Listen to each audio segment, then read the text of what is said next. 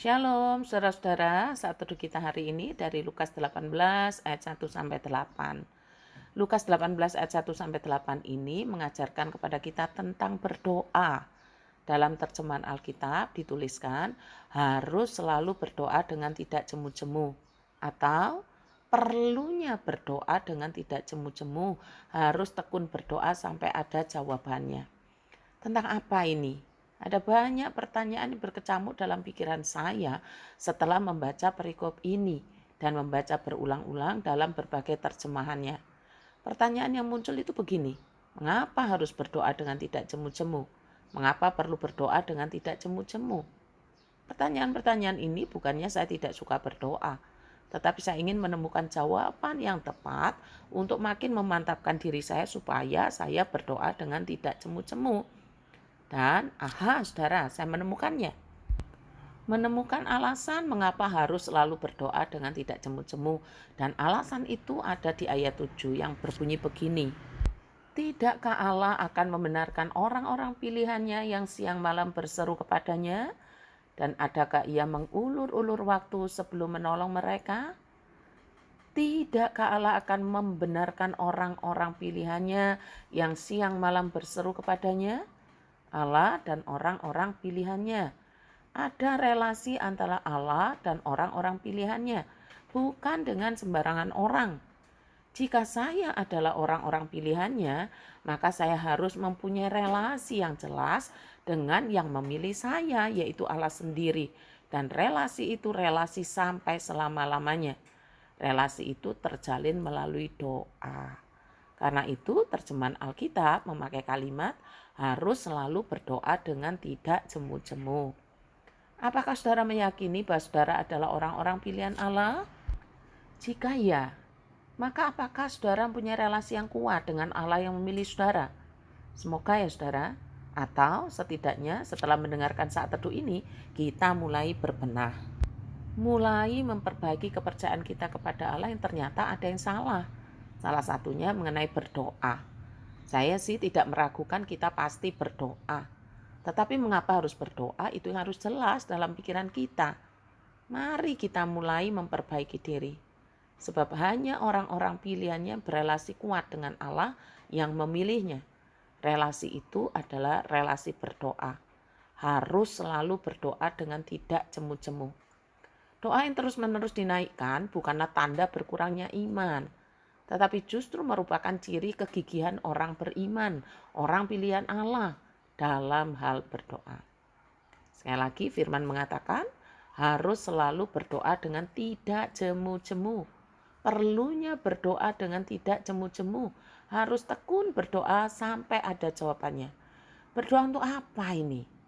Berdoa yang bagaimana? Saudara-saudara, kita boleh-boleh saja menyampaikan segala hal dalam doa kita kepada Allah. Itu sah-sah saja. Tapi pada bagian ini ketika Tuhan Yesus mengajarkan kepada kita, orang-orang pilihannya juga orang-orang pilihan pada zaman Tuhan Yesus waktu itu harus selalu berdoa dengan tidak jemu-jemu. Itu tentang apa? Kan itu pertanyaannya. Nah saudara, mari kita kembali pada Alkitab yang mencatat di ayat 7. Begini bunyinya. Tidakkah Allah akan membenarkan orang-orang pilihannya yang siang malam berseru kepadanya? Dan adakah ia mengulur-ulur waktu sebelum menolong mereka? Membenarkan orang-orang pilihannya. Artinya, apakah Allah tidak akan membela perkara umatnya sendiri yang berseru kepadanya siang dan malam?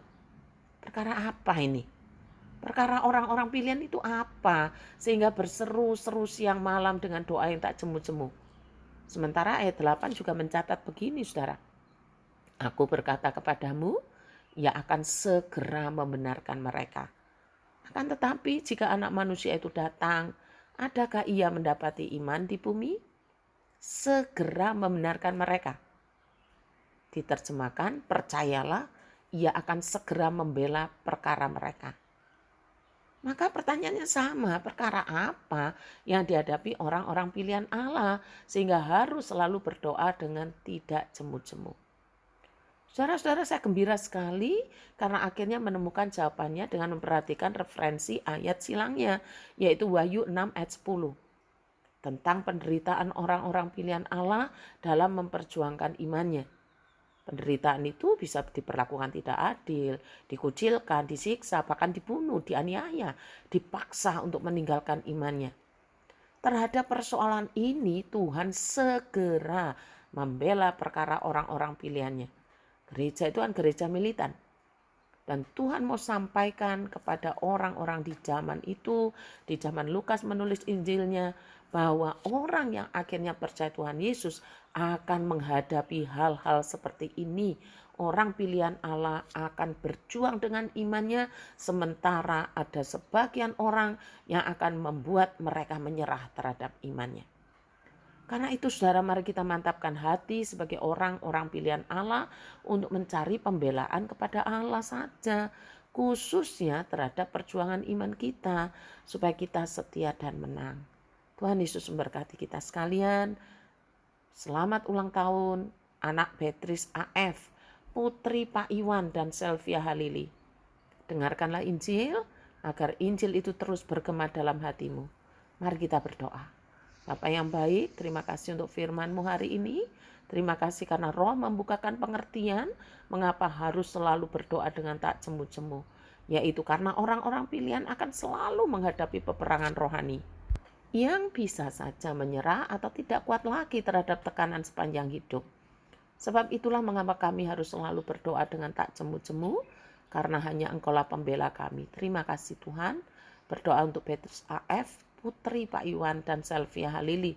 Kiranya Roh Allah membukakan kesempatan bagi Beatrice untuk dididik dalam kebenaran Injil-Mu di tengah-tengah komunitas orang-orang kudus.